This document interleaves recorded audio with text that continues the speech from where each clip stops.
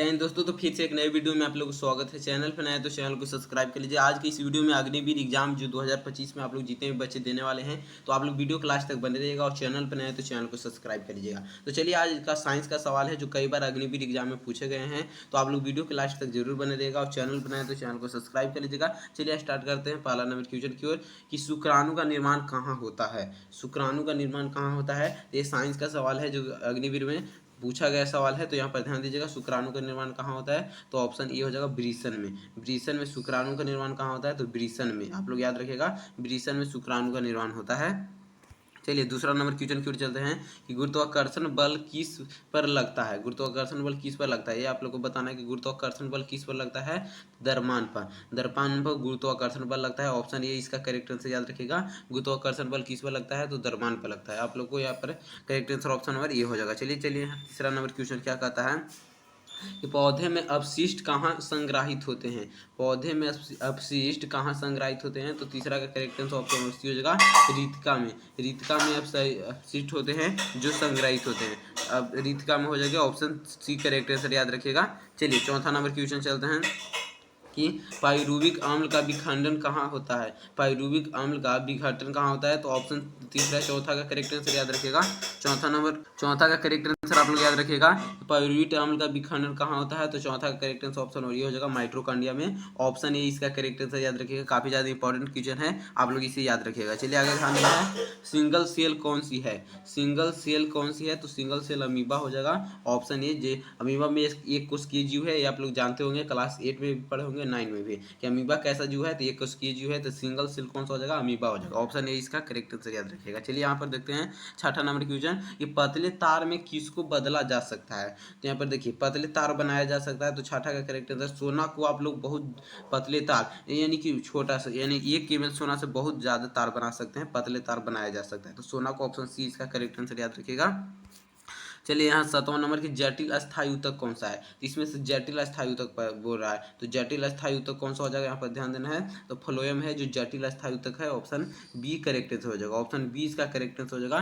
Phloem है जो जटिल अस्थायी ऊतक है। चलिए आगे ध्यान देना है, कौन सी अधातु को शीतल जल में रखते हैं। कौन सी अधातु है जिसको शीतल जल में रखते हैं, तो यहाँ पर ध्यान देना है कि 8 का करेक्ट आंसर क्या हो जाएगा। 8 नंबर क्वेश्चन का करेक्ट आंसर आप लोग ध्यान देना है, कौन सा ऐसे अधातु है जिसको शीतल जल में रखते हैं। तो 8 का करेक्ट आंसर ऑप्शन और बी याद रखिएगा। यहाँ पर फास्फोरस को हम लोग शीतल में रखते हैं। फास्फोरस को हम लोग शीतल में रखते हैं। ऑप्शन बी इसका करेक्ट आंसर याद रखिएगा।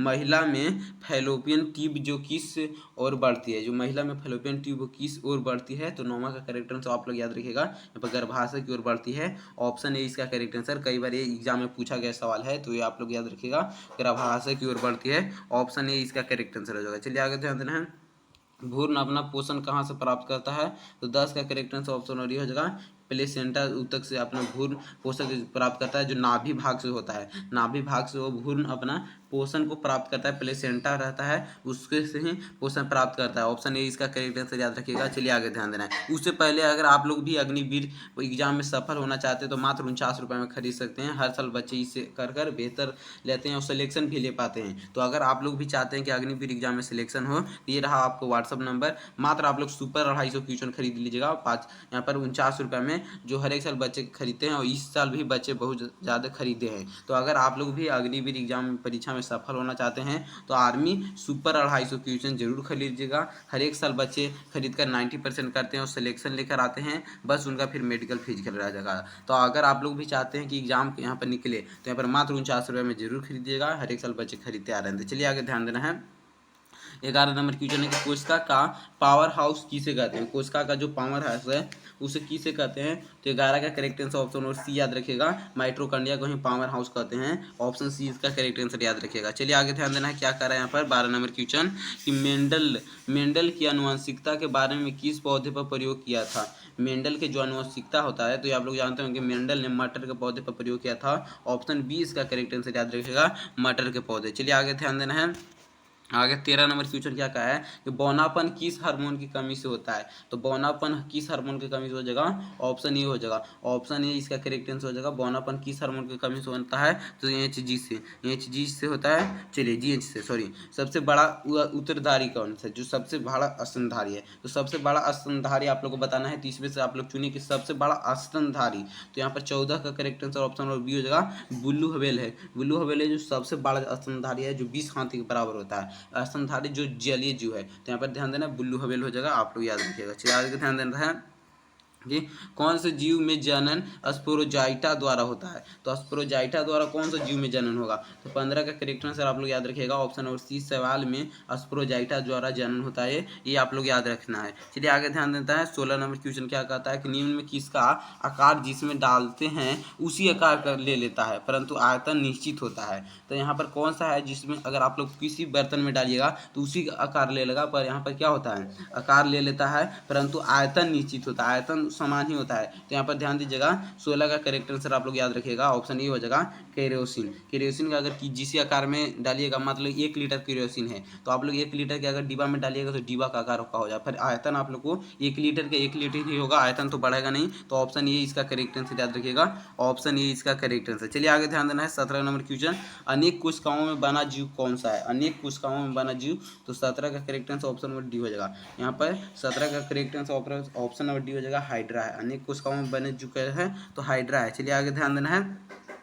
18 नंबर क्वेश्चन की जड़त्व किसका सबसे कम होता है। तो 18 का करेक्ट आंसर जड़त्व सबसे कम किसका होता है, तो ऑप्शन ये हो जाएगा पंख का।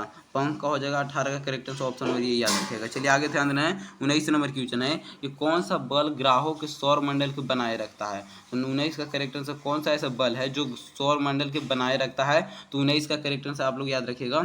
ऑप्शन और बी हो जाएगा गुरुत्वाकर्षणीय बल, गुरुत्वाकर्षण बल। ऑप्शन बी करेक्ट आंसर याद रखिएगा। चलिए यहाँ पर 20 नंबर क्वेश्चन चलते हैं कि निम्न में कार्बन अपरूप है।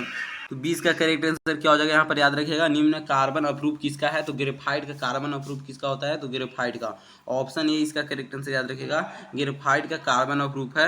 ऑप्शन ए इसका करेक्ट आंसर याद रखिएगा। चलिए 21 नंबर क्वेश्चन है कि लार किसके द्वारा स्रावित होता है। तो 21 नंबर क्वेश्चन का करेक्ट आंसर आप लोग याद रखिएगा कि कुत्ता में लार स्रावित होता है। 21 का तो कौन सा जीव में, तो कुत्ता में लार होता है। क्योंकि अमीमा में तो लार होता नहीं, 21 कीजिए, पैरामीशियम में भी नहीं होगा, तो यहाँ पर हाइड्रा में भी नहीं हो, तो कुत्ता में लार होगा। यहाँ पर ध्यान देना है। चलिए आगे ध्यान देते हैं। किस पदार्थ के कण न्यूनतम बल के साथ बंधे रहते हैं। कौन सा ऐसा पदार्थ है जो कण के न्यूनतम बल के साथ बंधे होते हैं। तो 22 का करेक्ट आंसर ऑप्शन और ये हो जाएगा चौक के साथ। ऑप्शन ए हो जाएगा चौक के साथ। चलिए आगे ध्यान देना है। 23 नंबर क्वेश्चन, घरेलू परिपथ के संदर्भ गलत कथन है। कौन सा इसमें गलत कथन है, तो यहाँ पर ध्यान दीजिएगा। आप करेंगे यहाँ पर सभी उपकरण श्रेणी क्रम में जुड़े होते हैं, तो सभी उपकरण श्रेणी क्रम में नहीं जुड़े होते हैं। ऑप्शन बी इसका करेक्ट आंसर जो गलत है यहाँ पर उपकरण है। चलिए आगे ध्यान देना है।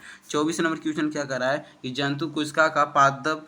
24 नंबर क्वेश्चन याद रखिएगा। जंतु कोशिका का पादप कोशिका के बीच मुख्य अंतर बताइए। तो 24 का करेक्ट आंसर मुख्य अंतर क्या हो जाएगा, कोशिका भीति उपस्थित रहता है, यही मुख्य अंतर है जंतु कोशिका और यहाँ पादप कोशिका में। पादप कोशिका में कोशिका भीति उपस्थित रहता है और जंतु कोशिका में नहीं रहता है। Option A B correct answer हो जाएगा। यही आप लोग को अंतर है, काफी ज्यादा इंपॉर्टेंट क्वेश्चन है, तो आप लोग याद रखिएगा। कौन सा कोशिकांग है, तो 25 का करेक्ट आंसर क्या हो जाएगा, कौन सा कोशिकांग है, तो माइटोकॉन्ड्रिया है जो कोशिकांग है। ऑप्शन बी इसका करेक्ट आंसर याद रखिएगा। 26 नंबर है कि क्षय रोग किसके संबंधित रोग है। तो क्षय रोग है जो किसके संबंधित रोग है, तो ऑप्शन सी हो जाएगा फेफड़ा के संबंधित रोग है। ऑप्शन सी इसका करेक्ट आंसर याद रखिएगा। यहाँ पर 27 नंबर क्वेश्चन है कि इसमें संपीड़ता सबसे अधिक होता है। तो 27 का करेक्ट आंसर आप लोग याद रखिएगा। संपीड़ता तो नाइट्रोजन में सबसे अधिक संपीड़ता नाइट्रोजन में होता है। ऑप्शन बी इसका करेक्ट आंसर याद रखिएगा। चलिए 28 नंबर क्वेश्चन है कि शुक्राणु में कौन सा अंग संबंधित है। तो 28 का करेक्ट आंसर जो ब्रीसन संबंधित है। ऑप्शन डी इसका करेक्ट आंसर याद रखिएगा। चलिए आके 29 नंबर सवाल देखते हैं कि श्वसन वर्णक है। तो श्वसन वर्णक क्या हो जाएगा, ऑप्शन ए हो जाएगा हीमोग्लोबिन है जो श्वसन वर्णक है। ऑप्शन ए इसका करेक्ट आंसर याद रखिएगा। चलिए अभी तक 30 का सवाल में आप लोगों को कितना सही हो गया होगा कमेंट करके जरूर बताइएगा। ऊर्जा का मात्रा क्या हो जाएगा, तो ऊर्जा का मात्रा 31 नंबर सवाल हो जाएगा पास्कल। पास्कल हो जाएगा यहाँ ऊर्जा का मात्रा, सॉरी यहाँ पर जूल हो जाएगा। ऑप्शन सी हो जाएगा। बल का ऐसी मात्रा यहाँ पर पास्कल होता है। दाब का बल का न्यूटन होता है। बल का न्यूटन, दाब का पास्कल, ऊर्जा का यहाँ पर जूल और यहाँ पर शक्ति का वाट, चारों को हम बता दिए, तो आप लोग ध्यान दीजिएगा। चलिए आगे ध्यान देते हैं। 31 नंबर सवाल है कि पेंसिल में किसका उपयोग होता है। तो पेंसिल में ऑप्शन बी हो जाएगा ग्रेफाइट का उपयोग करते हैं। ऑप्शन बी इसका करेक्ट आंसर हो जाएगा। ग्रेफाइट का उपयोग हम लोग पेंसिल में करते हैं। और आगे चलिएगा ध्यान देते हैं। यहाँ पर 32 नंबर सवाल क्या कर रहा है, ध्यान दीजिएगा। 32 नंबर सवाल है कि ऑक्सीजन युक्त रक्त कहाँ पाया जाता है। तो ऑक्सीजन युक्त रक्त बायां अलिंद में पाया जाता है। जो ऑक्सीजन युक्त रक्त रहता है ऑप्शन 20 ए इसका करेक्ट आंसर हो जाएगा बायां अलिंद में। चलिए आगे ध्यान देना 33 नंबर बल और विस्थापन का गुणनफल क्या कहलाता है। तो बल और विस्थापन का गुणनफल आप लोग याद रखिएगा ऑप्शन ए हो जाएगा कार्य कहलाता है। कार्य कहलाता है ऑप्शन ए इसका करेक्ट आंसर याद रखिएगा। चलिए 34 नंबर सवाल है कि ठोस में द्रव में परिवर्तन क्या कहलाता है। जो ठोस से द्रव में आप लोग परिवर्तन करते हैं वो क्या कहलाता है। तो यहाँ पर ऊर्ध्वापातन कहलाता है। जब किसी पदार्थ को आप लोग ठोस से द्रव में यहाँ पर परिवर्तन करते हैं ऊर्ध्वापातन कहलाता है। ऑप्शन सी बी इसका करेक्ट आंसर याद रखिएगा ऊर्ध्वापातन होगा। ये आप लोग को इंपॉर्टेंट क्वेश्चन है कि ऊर्ध्वापातन आप लोग को कई बार पूछा भी है कि ठोस से द्रव में सीधे परिवर्तन को क्या कहते हैं। तो ऊर्ध्वापातन कहते हैं। चलिए आगे ध्यान देना है 35 नंबर क्वेश्चन है कि पीयूष ग्रंथिया कहाँ उपस्थित होता है। तो पीयूष ग्रंथिया है जो हाइपोथैलेमस के नीचे उपस्थित रहता है। तो ऑप्शन बी इसका करेक्ट आंसर याद रखिएगा। पीयूष ग्रंथिया कहाँ उपस्थित रहता है। तो हाइपोथैलेमस के नीचे। ऑप्शन बी इसका करेक्ट आंसर याद रखिएगा। तो ये आप लोग का रहा टॉप 35 सवाल जो काफी ज्यादा इंपॉर्टेंट था अग्निवीर एग्जाम में। तो ये आप लोग को 35 क्वेश्चन में कितना सही हुआ कमेंट करके जरूर बताइएगा। और चैनल पर नए तो आप लोग चैनल को जरूर सब्सक्राइब कर लीजिएगा। ये टॉप 35 सवाल था जो आप लोग को कई बार अग्निवीर एग्जाम में पूछा है। तो इसलिए हम यहाँ पर करा दिए। तो आप लोग यहाँ पर कमेंट करके जरूर बताना कि 35 सवाल में आप लोग को कितना सही हुआ। और चैनल पर नए तो चैनल को सब्सक्राइब कर लेना है।